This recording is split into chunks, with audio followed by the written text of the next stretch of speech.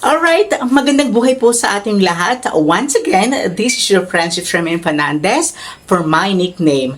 And of course, for today's video mga friendship, ayan po, magkakaroon tayo ulit ng tutorial para marami tayong mga small content creator na matutulungan for today's video. So for this time, ang ituturo ko po sa inyo ay regarding kung paano tayo ma-invite. So talagang pinupost ko yung mga small content creator po na ma-invite din sa content monetization para magkaroon din sila ng chance na meron din sila mga earnings dito sa kay Facebook. So there, I'm gonna share you guys about ano yung mga dapat pa nating gawin para magkaroon tayo ng earnings dito sa content monetization. So this time mga friendship, tuturuan ko kayo once again kung ano pa yung mga bagay na dapat nating sundin dito sa kay Meta para magkaroon tayo kaagad ng content monetization and hindi tayo magkakaroon ng violations dito sa kanyang social media or hindi tayo magkakaroon ng violation para ma-invite tayo kaagad. So first, since naituro ko na yung mga una, so this tamang ituturo ko naman sa inyo ay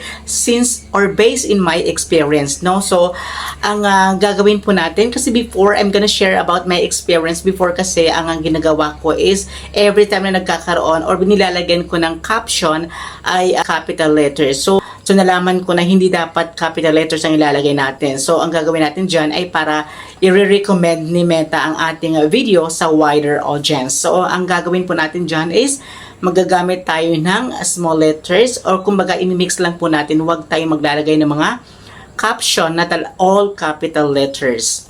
Alright, so this time ang isi-share ko po sa inyo, every time na naglalagay tayo ng hashtag, dapat related or very much related doon sa ginagawa natin video. Like for example, kung tutorial, maglalagay tayo ng hashtag about sa tutorial, about doon sa video, very much related doon sa video na ginagawa natin para i-recommend ni Meta sa wider audience yung video na yon, doon siya mapupunta. And of course, next is yung minutes, kung ilang minutes nga ba o ilang seconds ang pag-upload natin sa long form video, and of course sa Reels.